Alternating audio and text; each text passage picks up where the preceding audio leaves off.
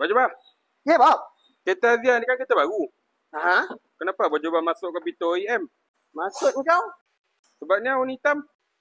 Asal hitam je OEM. Asal hitam je Taiwan. Original ni, Bob. Kotak kat belakang. Meh baju bang tunjuk kat kau. Ni kotak dia, Bob. Nampak? Sebesar-besar dia tulis Pro 2. Tag original dia pun ada lagi. Sini. Nampak? Genuine part. Logo Pro 2. Dah insurans bayar barang ori, tukar je lah yang ori. Apa masalah dia? Usia Azia ni, Bob, baru 2 tahun setengah. Takkanlah nak pakai pintu OEM. Dah abang rasa benda tu tak fair lah kalau Abang Juba bagi OEM. Kalau usia dia lebih 5 tahun, confirm Abang Juba akan bagi used part ataupun OEM part. Macam biasa, yang tak tahu dan tak ada workshop nak hantar kereta korang untuk buat cat, bodywork, servis enjin, mesin goyang, boleh datang ke bengkel Abang Juba, pakar insurans kemalangan anda. Like, follow, comment, share. Kita jumpa kat next video. Assalamualaikum.